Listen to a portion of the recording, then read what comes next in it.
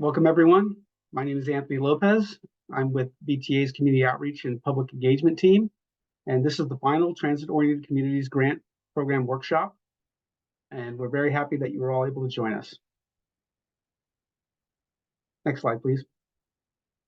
You may notice that each slide includes text in Spanish and Vietnamese. Evina Martinez-Kelly will provide Spanish interpretation, and Quindon will provide Vietnamese interpretation. Next slide, please. You can access the interpreters at any time during the workshop by clicking on the globe icon on the bottom of your computer screen or the More tab on your mobile device, and then select the language that you wish to participate in. Next slide, please.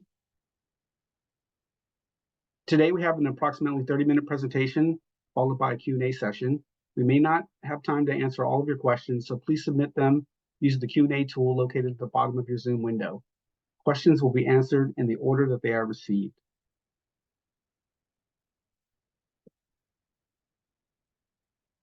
Next slide, please. To have a productive meeting, we have a quick slide on etiquette. We want to ensure that this is a respectful and comfortable meeting for everyone. Staff will remove any participant who exhibits demeaning, discriminatory, or harassing behavior. Please be aware that this workshop is being recorded. Links to the video and the presentation will be posted on the program webpage to ensure interested applicants can access all questions and answers. The webpage is vta.org/TOC grant. We encourage everyone to use the chat as a space for cross-community dialogue and to network with one another as a resource. If you have any issues with Zoom, please message me in the chat. Let me just check to see if we have a special guest with us. We do. So we have a few words from Jesse O'Malley-Solis, who is VTA's Director of Real Estate and Public Engagement, and Transit-Oriented Development. And I think we'll just let her take over from here. Great. Thank you, Anthony. Good afternoon, everyone, and welcome to the pre-application conference meeting for the first inaugural Transit-Oriented Communities Grant. We know that in this audience, you are full of community champions, and so we are so privileged to share this space with you today. I want to acknowledge our team of transit-oriented communities practitioners led by Melissa Cerezo, our transit-oriented development program manager. This team of professionals have dedicated the last 6 months of their personal passion and professional expertise for this effort, and we are so excited to bring this funding and community and economic development opportunity to our county. And I'll pass it back to Anthony. Thank you, Jesse. Today's presentation will provide some background on the Transit-Oriented Communities Grant, including the eligibility and evaluation criteria. We will also walk through the application process. We'll cover the program background, grant eligibility, the purpose and eligibility, application components and evaluation criteria, application process, grant agreement requirements, the timeline, and then we'll answer questions at the end. So now I'll pass it to Melissa, who will introduce VTA's Transit-Oriented Communities program. Melissa? Thank you so much, Anthony. My name is Melissa Cerezo, and I am the Transit-Oriented Communities Program Manager within VTA's Real Estate and Transit-Oriented Development and Communities Department. It's a real pleasure and honor to present this grant opportunity to you, our local community of leaders, builders, connectors, and we're just so inspired to learn from your example and to learn from your innovation as we create new pathways for collective impact and the implementation of equitable transit-oriented communities. Well, we first wanted to introduce VTA because we're actually more than buses and light rail. We're the county transportation agency, and we act as a funding channel for our local cities and towns and other agencies. And now through this grant, we act as a funding channel for community organizations. We also design and build transit facilities, highway improvements, and expand rail. We also design, build, and own BART to Silicon Valley infrastructure in Santa Clara County. And lastly, we provide countywide transportation planning that's integrated with land use. So moving to our next slide to talk about our policy. Our VTA real estate role is defined by the VTA board adopted policy, which is called the Transit Oriented Communities Policy. So what are transit oriented communities? For VTA, transit oriented communities are mixed use, mixed income, equitable communities within a half mile of transit stations and corridors where people of all ages, backgrounds, incomes can live, work, learn, shop, and play, and have all the needs of daily life within a 15-minute walk or bike ride or roll of transit. And we know this has multiplying benefits. It reduces the need to drive. It increases transit ridership. It also is a great benefit to reducing greenhouse gas emissions, and it promotes health and well-being. So we have our policy here, the Transit-Oriented Communities Policy. It directs us to use our VTA transit stations as sites for development. It also instructs us to collaborate with our local agencies so that growth in our county is channeled to VTA transit. And also it directs us to address very important regional goals and needs, such as the need for affordable housing. And we want to note here that our policy very importantly acknowledges that transit-oriented development can increase land value and housing costs, and that can result in the potential for displacement. We want to address displacement. And that's why our policy is called equitable transit-oriented communities. We're calling for community collaboration by creating diverse housing options, supporting local commercial and retail spaces, building arts and culture, enhancing the arts and culture around our transit stations, as well as enhancing mobility options, community services, and other amenities. Next slide, please. So our policy drives the strategy for how we develop our VTA land at VTA sites, which we call transit-oriented development.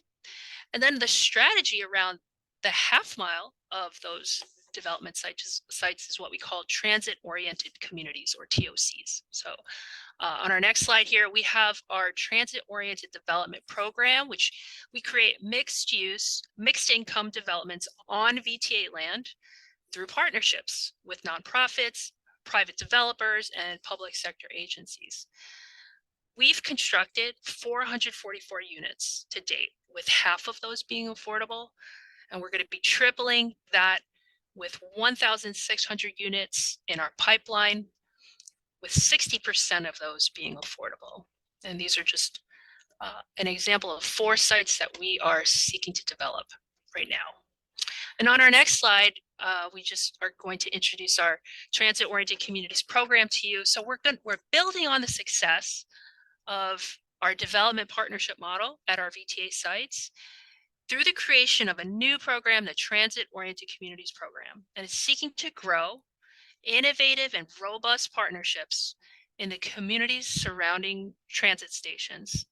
And this is, again, going to help us increase the share of our county's growth to frequent transit, to the areas that have frequent transit.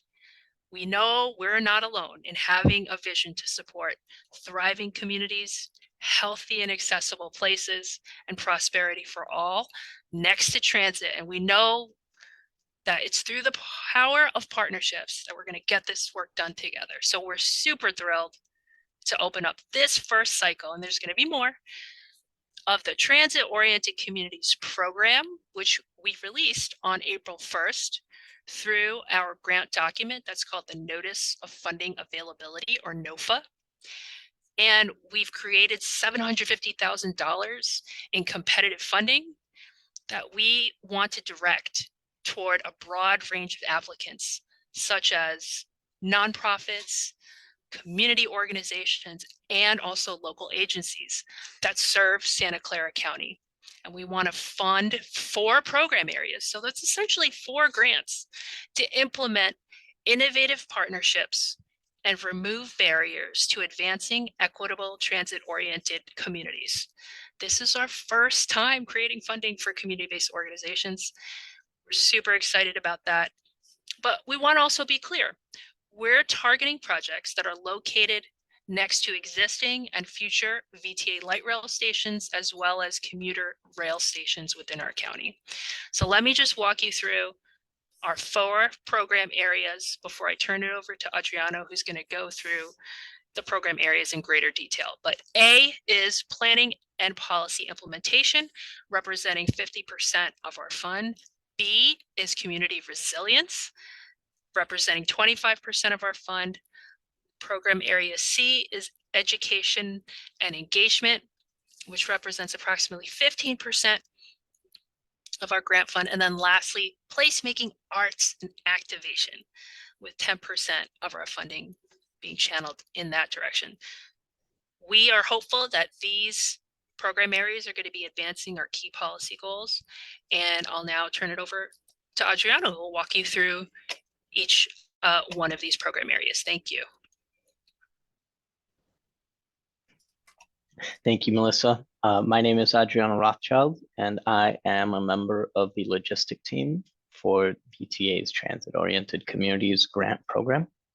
And over the next few slides, I'll talk about eligibility for each of the program areas, as well as provide a brief overview of the types of activities that are envisioned for each area. So eligibility varies by program and is summarized on this slide. Overall, the Transit-Oriented Communities Grant is geared towards local public agencies and local nonprofits and community-based organizations in Santa Clara County. For Program Area A, the planning and policy implementation, eligible applicants must be public agencies located in Santa Clara County. Program Area B, community resilience, is specifically geared towards nonprofits, community-based organizations operating in Santa Clara County. Program Areas C, education and engagement, and Program Area D, placemaking, arts, and activation, are available for both local public agencies and local nonprofit community organizations. I should also note that local public agencies will be required to provide a funding match, which ranges from 10% to 15% based on the size of the grant. I'll go over each of the programs one by one to provide a little bit more details of the goals for each of these. The Planning and Policy Implementation Program will support station area plans, transit access planning, and equitable community engagement processes, as well as technical assistance to support alignment with MTC's Transit-Oriented Communities policy. These funds will lead to the adoption of plans, policies, and regulations that implement sustainable and equitable communities at VTA stations and transit corridors. The grant funding available per application in Program A is approximately $175,000, and we anticipate awarding between 2 and 3 grants in this program. The Community Resilience Grant category is open to CBOs who are 501c3 nonprofits located in Santa Clara County or sponsoring a project within Santa Clara County. This will enable capacity building and technical assistance to raise the profile of their role in implementing equitable transit-oriented communities, such as implementing affordable housing. For example, this grant category will support emerging community development organizations to build up their capacity to take on housing preservation, such as site acquisition and rehab or affordable housing production. The grant funding available in Program B is about $100,000 per application, and we plan to award approximately 2 to 3 grants in this area. The Education and Engagement category, Program Area C, will strengthen support and advocacy for transit-oriented communities policies, investments, and implementation, and remove barriers to implementing inclusive and culturally relevant engagement activities and practices. So for example, a local agency may have an existing equitable engagement plan, and this grant program area could fund culturally relevant engagement, such as peer leaders or promotoras, to lead engagement activities for a station area plan. This program area aims to fund 4 to 5 projects with grants up to $27,500. And lastly, Grant Program D, the Placemaking, Arts, and Activation program, will enable inviting and welcoming public spaces around our transit system, the transit stations and corridors, and will enhance our passenger environment with publicly accessible art in public view that reflects the vibrancy of community culture, history, and identity. In addition to art installation, events and activities aimed at strengthening local culture and identity are also eligible activities. The grant program will fund approximately 6 to 8 applications with up to $15,000 per application. Over the next few slides, I'll provide an overview of the various application components and some of the scoring criteria. And I'll walk through a lot of information, as well as my colleague Sarah, who I'll introduce shortly. And I just want to remind you all that attachment C in the notice of funding availability provides an overview of the evaluation criteria that will be used for each application and a description of how applicants can obtain maximum points in each area. The application is organized in 3 key sections: administrative items, transit-oriented community elements, and a description of the project. All applicants must complete these sections in order to be considered eligible for evaluation and selection. The administrative section includes a staffing plan, milestone schedule, proposed budget, and a partnership statement. As part of the transit-oriented communities element of the application, applicants must include a statement of how equitable processes are included as part of the project and equitable outcomes will be achieved. This section also includes a description of how the project increases transit ridership and identification of which transit stations or transit center the project will serve. Lastly, all applicants will be asked to provide a narrative or description of the project and how the project aligns with the grant program goals, a statement of identification of targeted community and if there is an existing relationship with that community, an identification of anticipated outcomes and how they will be achieved. The administrative section will be evaluated based on the following 4 elements: a staffing plan, a milestone schedule, a proposed budget, and a partnership statement. The application document provides templates you can use for the staffing plan, milestone schedule, and proposed budget, which you can use to, if you choose, to make the process simpler for you. Overall, this area of the application will be scored and up to 6 points available. And we want to provide a few tips on what you can include so that you can maximize your application here. So the staffing plan is one way that you can show that this project is implementable and that you have the proper staff and resources to get it done. As you prepare your staffing plan, please keep in mind that we want you to include all organizational staff, and we encourage you to include the roles and their availability to work on this project. We also would like for you to include any and all paid or unpaid volunteers that you anticipate involving in the implementation of the project. When developing your budget, please provide some general buckets for anticipated costs. Generally, we ask that you please be realistic and accurate. Don't undervalue artists, fees, etc. We want you to include all costs, including labor and costs for your own staff time, any operational, material, or equipment costs, any permits or fees that may be required, as well as accounting for all applicable contractual requirements that are listed in attachment A of the notice of funding availability. We want applicants to show a realistic implementation plan, and oftentimes that requires partnership that either is already being in the works at the time of application, or at least for partners to have been identified. Partners may be required for implementation, including if your project requires permission or permits from property owners, if your project requires any city permits for events, or if your project requires future partners for implementation and completion. Applicants should include a statement of how you will collaborate with other partners to ensure successful implementation of your project. Partnership letters from VTA will not be necessary as VTA is the grant provider.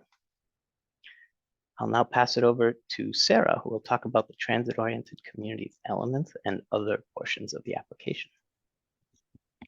Thank you. Yeah, my name is Sarah Reblay, and I'm a member of the logistics team. And again, I just want to thank you all for attending today.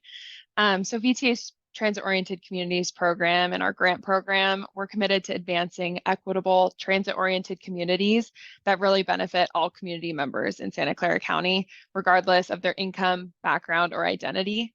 And we're seeking to fund diverse grantee partners who share this approach. So that would be all of you. In that light, the transit-oriented elements portion of the application will be evaluated on how equity is incorporated and prioritized as part of your project.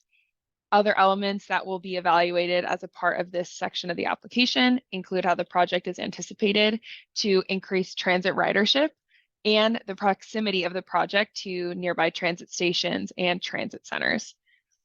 So on the bottom of the screen, you can see, and it is on our website, we have provided an online mapping tool in which you can type your project location and determine if it's in an eligible geography.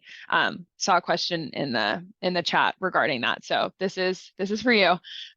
This tool will also show you if your project lands within an MTC equity priority community.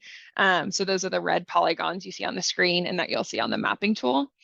It's not a requirement to land your project in an equity priority community, but it represents a way that you can show how equity will be incorporated into your project. So the transit-oriented element section of the application can score a maximum of 8 points.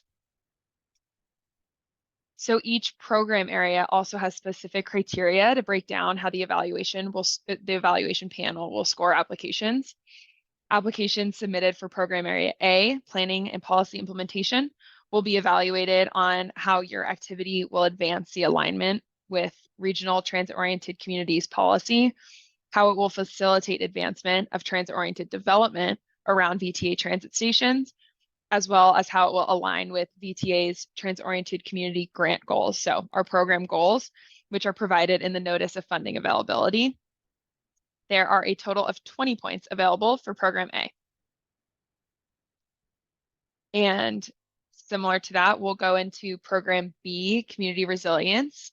If you're applying for community resiliency, you'll be evaluated on how the activity will contribute to the protection, preservation, or production of affordable housing, and how the activity will mitigate displacement of small businesses and residents, as well as if it raises the profile of the community-based organizations of the applicant.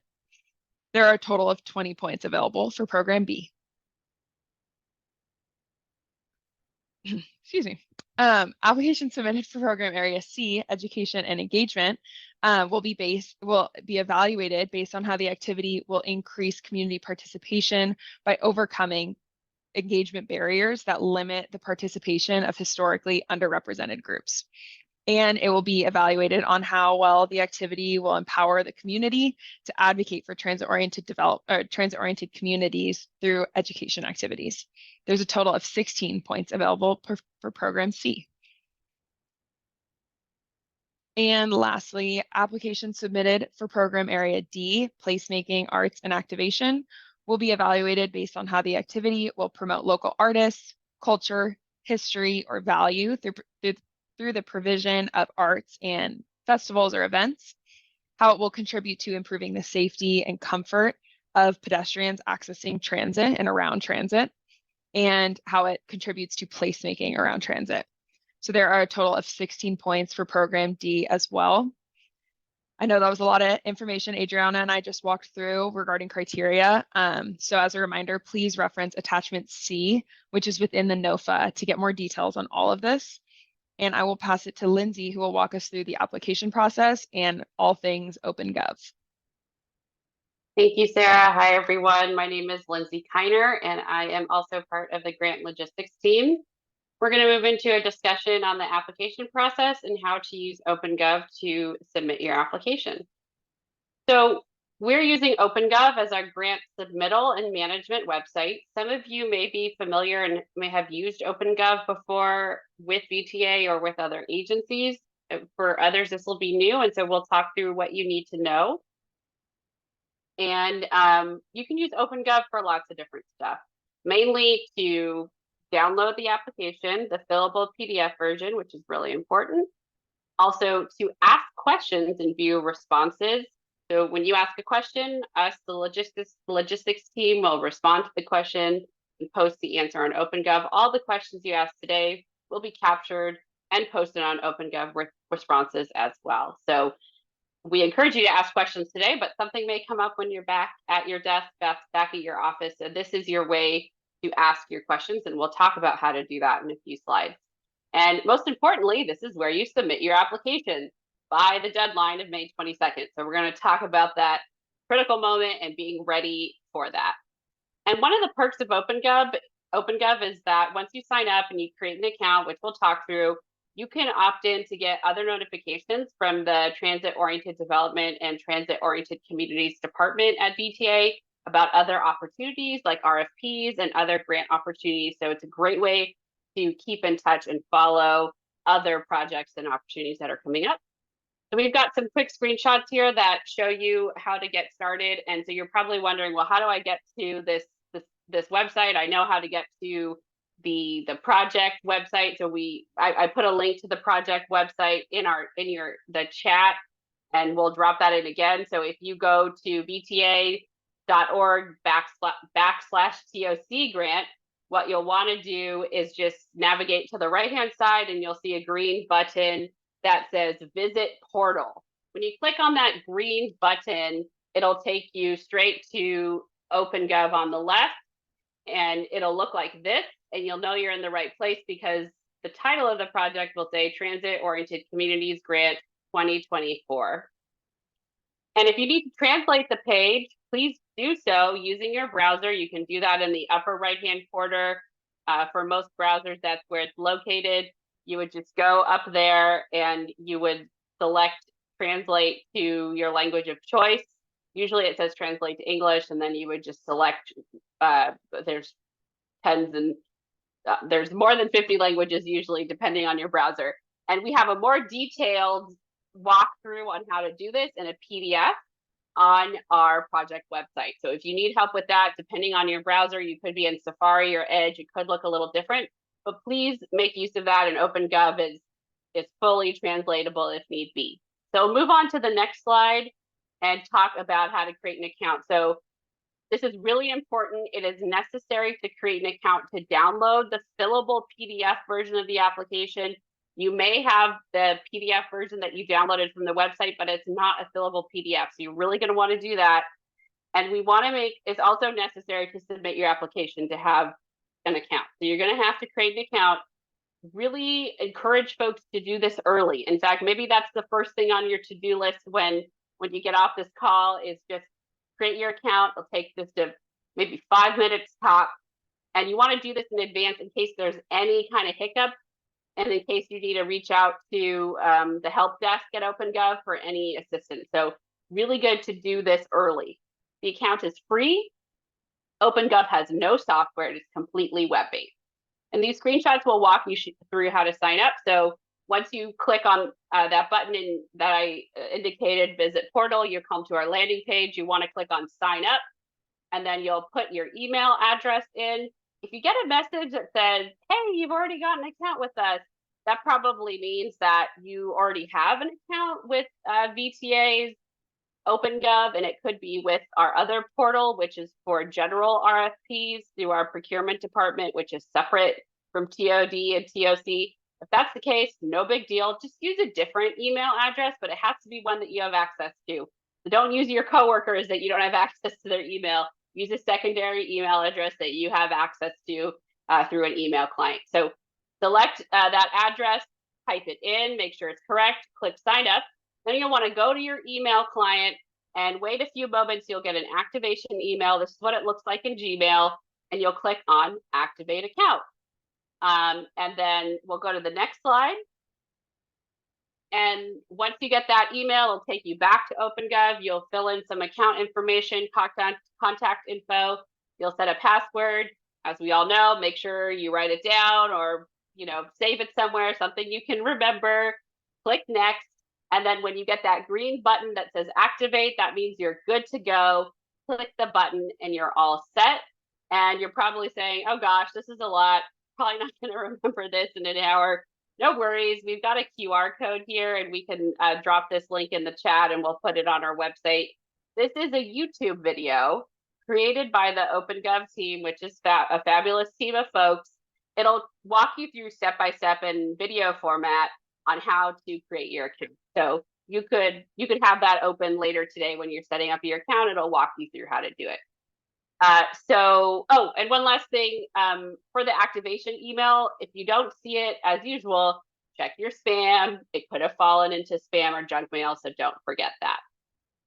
Okay, moving on to the next slide. Let's see, downloading the application. That's right. Another important step. You've created your account. You want to get started on your application. You want to log in, and once you log in, you'll notice that everything's laid out in kind of like a file folder format, like standout. And so you've got overview, project documents, and downloads in the center. You want to click on the downloads tab, and then you'll see that we've actually translated the application into 5 different languages. Just select the language of your preference. In this case, we selected Spanish, and then download the selected items. Once you've downloaded it, save it in a safe place, and you'll see that it's a fillable PDF and it's fully ADA accessible, so you can do voice to text or text to voice, vice versa, whatever you need to do. And the blue area is where you can actually type in your answers and save it. And so we'll move on to the next slide on how to submit questions. Very important. So the deadline to submit questions is 4 p.m. on May 8th, and we will respond to all questions by May 13th, 2024. And the reason we're putting a deadline on this is because we want to make sure that there's a period of time between May 13th and the deadline of May 22nd where it's really heads down and you guys can focus on filling out your applications without any new information being introduced. That being said, we are going to answer questions on a rolling basis. Every week, we're going to take a look at those and we're going to be answering them on OpenGov. If you do have an OpenGov account, you can actually see that we've responded to quite a few questions already. So feel free to check that out. And we encourage everyone to please submit questions on OpenGov so everyone can have the benefit of seeing the questions and answers. This helps to make sure that everyone has the same information and they're on an even playing field for this competitive grant.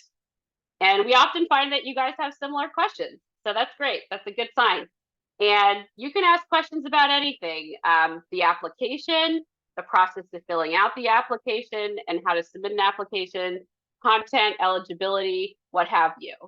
And we've got a step-by-step screenshot on how to ask a question. So once you've signed in, again, we've got our tabs here. If you recall, we were just in downloads. We're going to go to question and answer.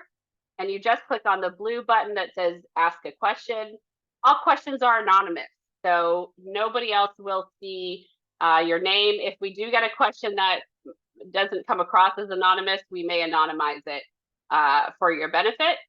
And you just type in a subject and your question and submit it. It comes over to us, and we start the process of reviewing and drafting an answer.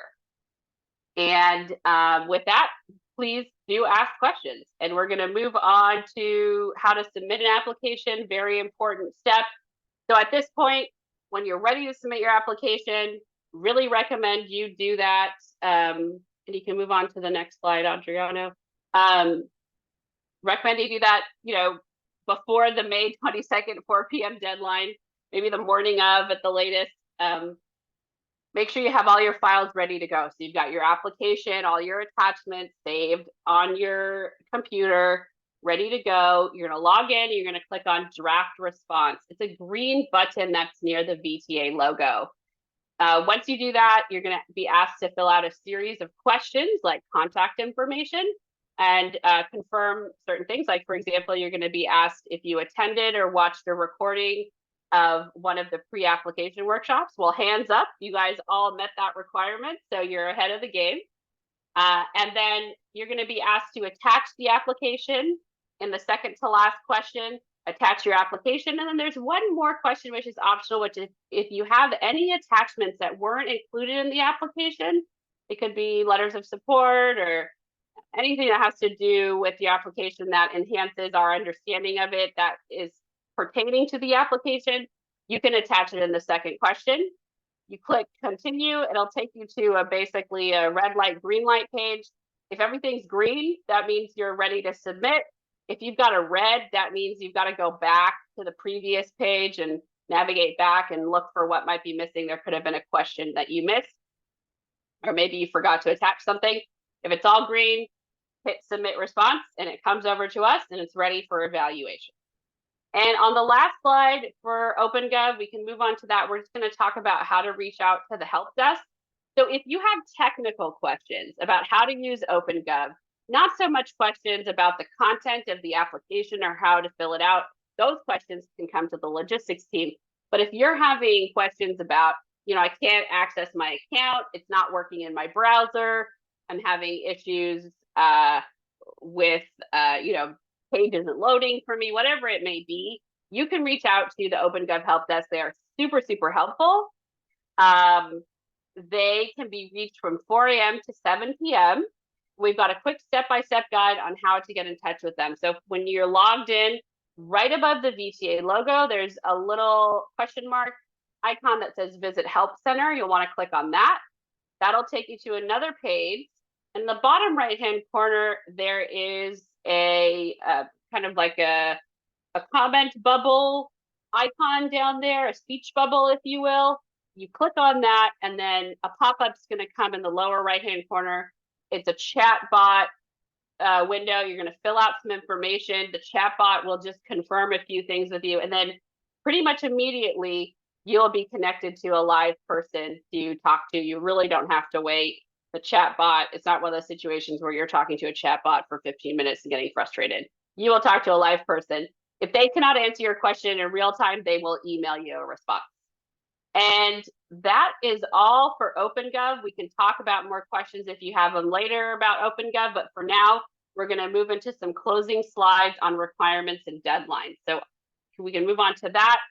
So what happens if you're selected? So if you are selected and your project is recommended by our selection panel for a grant award, what's going to happen? These are the requirements. So first, you're going to enter into and negotiate a grant agreement with VTA.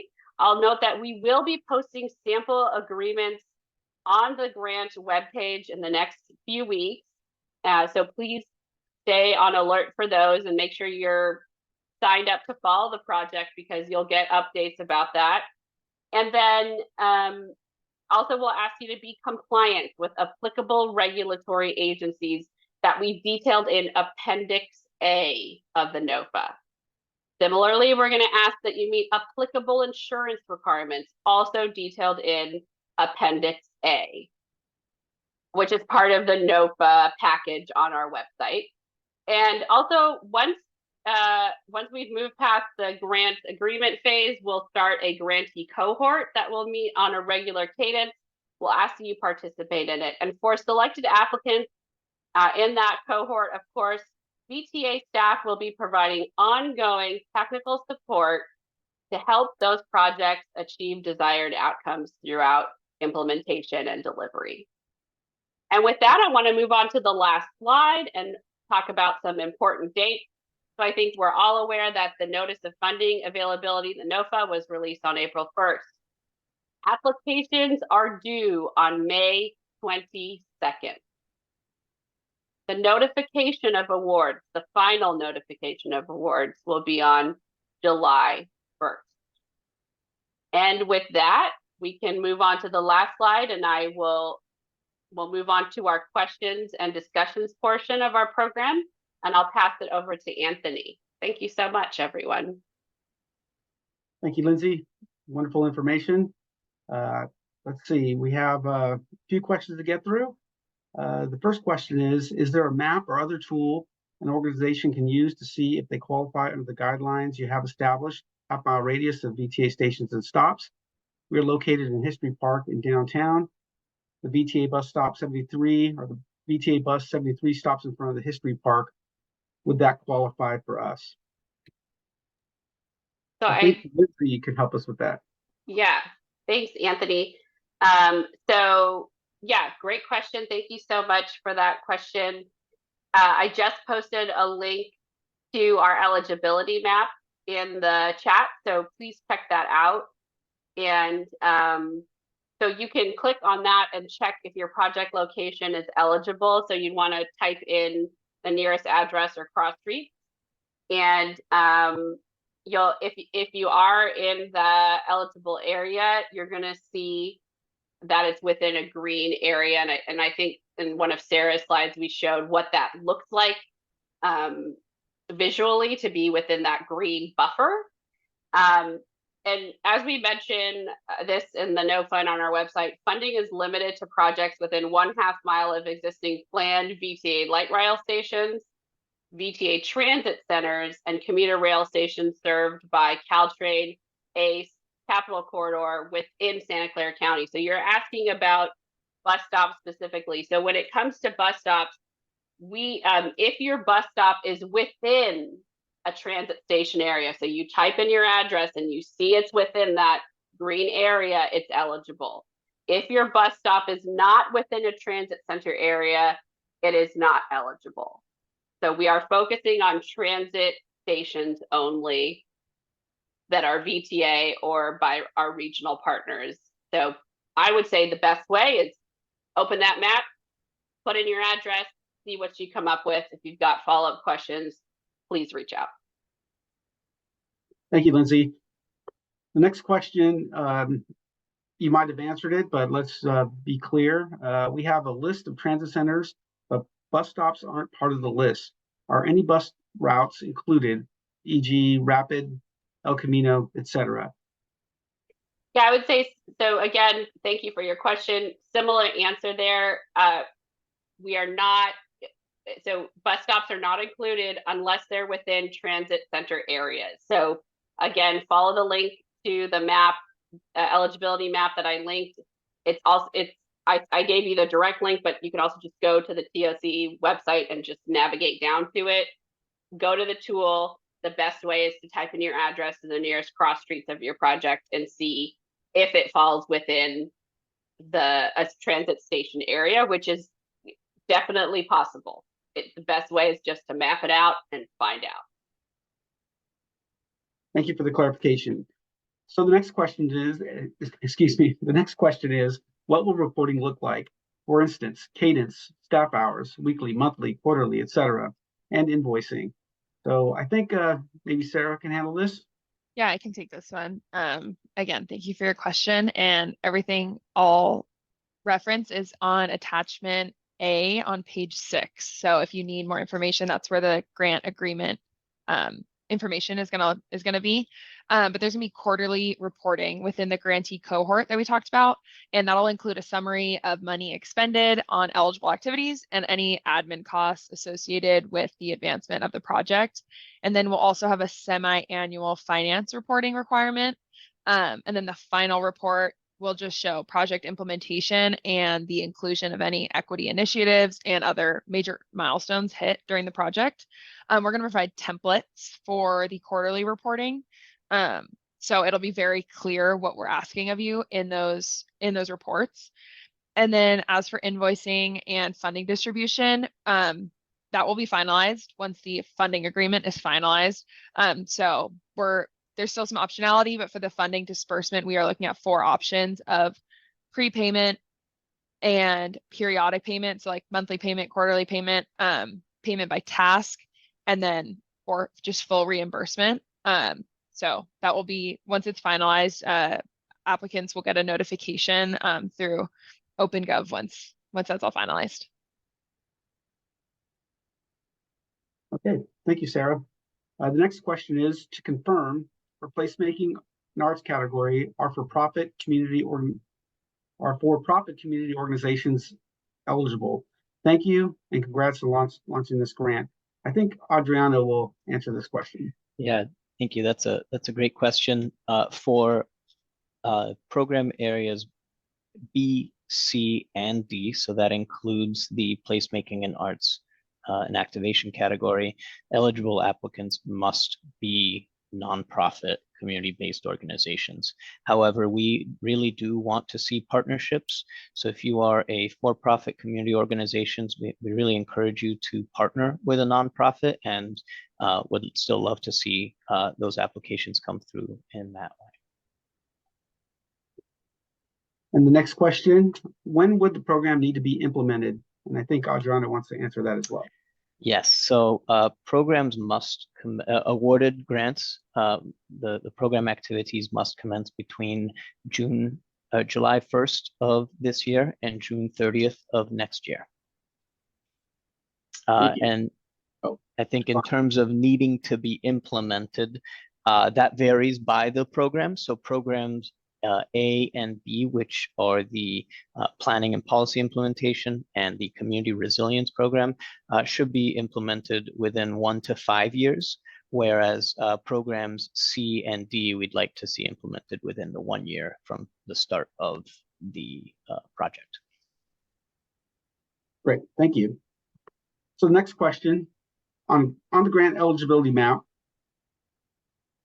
what do the pink shaded areas mean? Can you confirm that the green circles are the eligibility areas for the grant opportunity? And I think this was touched on earlier, but Lindsay, again, would you like to clarify?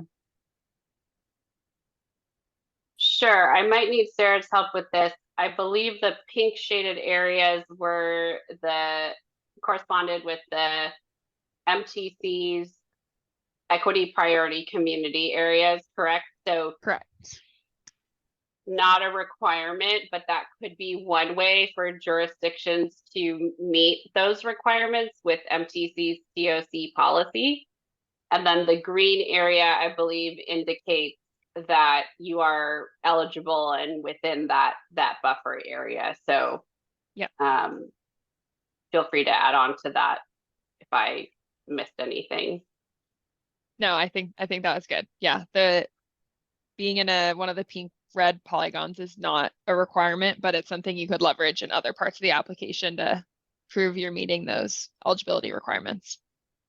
And if you're I'm looking at the tool now, if you're having, and if, I'm looking at the tool now, but just make sure that you've got the layers turned on, because it's possible that you've opened up the map and the reason you're not seeing the legends is because you may not have the layers turned on. So just make sure that's turned on. And if you click on the layer button, and maybe we could screen share this later, the green, you can specifically see what this means. So red dots, transit centers and station areas, green, half-mile buffer of transit centers and station areas. I'll take a screenshot of this just so it's easier, and I'll drop it in the chat. So, but just make sure your layers are turned on. But anyway, just a quick addition. I'll take a screenshot, drop it real quick. Thank you. Yeah, and once again, the map is available on the program webpage, bta.org/TOC grant, and it's one of the accordions about middle of the page. So the next question is, what is the time period for start and projected end dates for proposed projects? Would you like to take that, Sarah? I can take that. As okay. Mentioned in response to the previous question, projects must start within the next year. So starting from July 1st of this year through June 30th of 2025. And I guess that's really just asking about the start. So projected end dates. Again, the program areas C and D have a 1-year period for completion, whereas program areas A and B have a longer term, so up to 5 years for completion. Great. Thank you. The next question, what are the start and end date requirements for potential proposed projects? I think this is a repeat of that Yeah. question. Yep. Exactly. And the next question is to confirm we are in the eligible area. We would use our office or address location or the sites of the properties that we own. Would someone like to take that? Yeah, I can take that. And Lindsay can add on if I'm missing anything. But you would use the project location as the address you're typing in and submitting the application through. So it's not the location of your office or admin center. We're trying to create change within the half mile of a transit center. So wherever your project is located that you're applying for. Wonderful. So I think we've reached the end of the questions submitted through the Q&A, but we are eager to hear from the folks at this or on this webinar call. So if anyone would like to ask a question, raise their hand. We'd love to hear from you.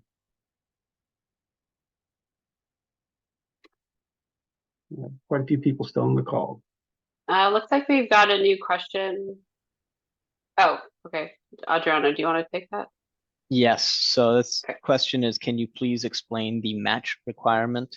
So as I briefly went over earlier, the local agencies will have a match requirement, and that is between 10% and 15% of the total grant requested, depending on the grant size. So I believe grants under $120,000 will be required to provide a 10% match, and local agencies or cities pursuing grant greater than $120,000 will be required to provide a 15% match.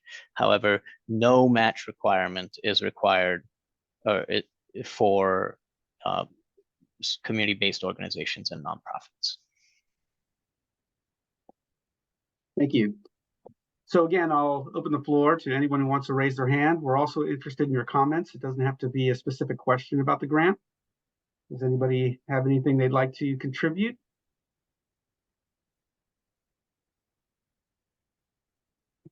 Okay, not seeing any hands. I'll pass it back to Melissa for some closing remarks.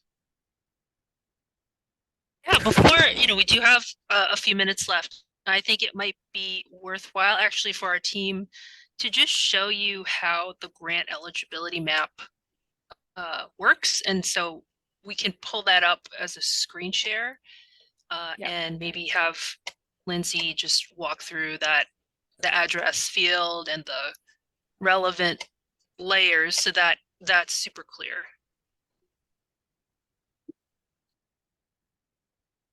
Yeah, no problem. Let me just.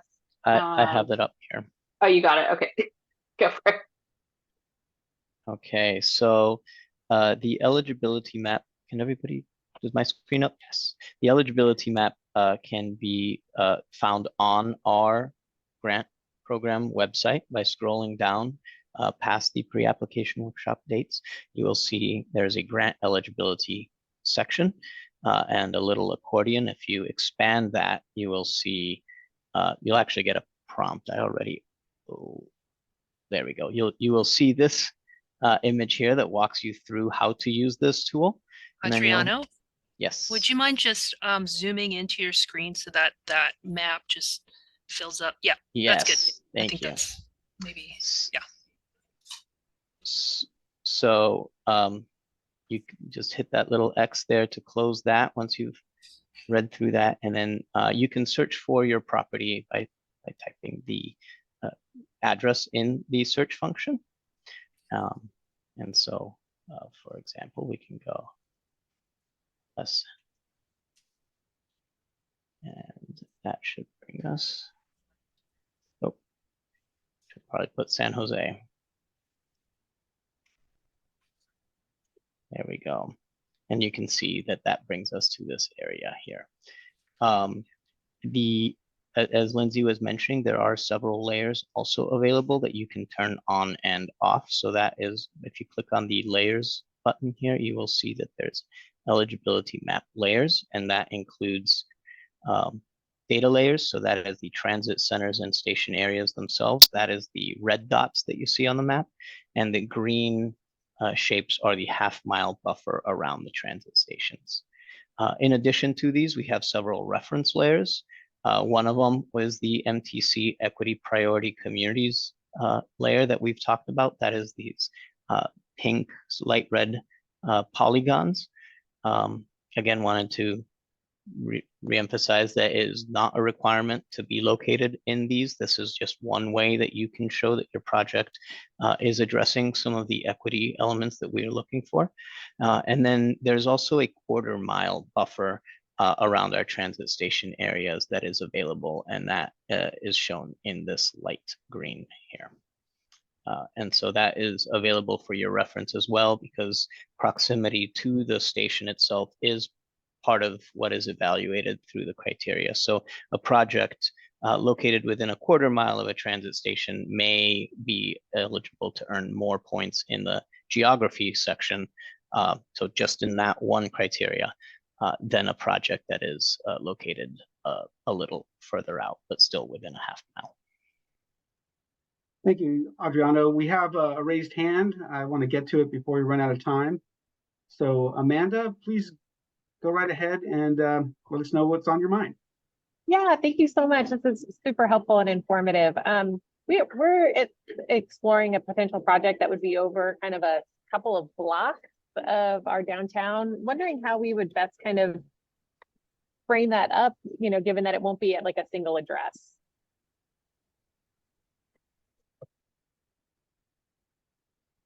We have a response. Yeah, that's a great question. I think we would want to include and account for any part of that area. So just as long as a part of that site is located within a 1/2 mile is good enough for us. So you don't need to type the exact address. This is really a tool for you to be able to see, but you can also just reference the map itself. So the application will not require any screenshot or anything like that, but just identification of which transit station or transit center you are near and approximate distance from that station. Okay, so it's not like we have to put in an exact address anywhere in the application, just sort of generally refer to where it will be. Yes, that's Yeah, correct. okay, thank you so much. And I think, Adriano, can you use cross streets? So if you have a corridor, like maybe you could pick the cross streets on one end of the corridor and see where that lands you, and then maybe pick a midpoint and then an endpoint, and then just see if, I think cross streets would work. Yeah, And maybe that's a good starting point.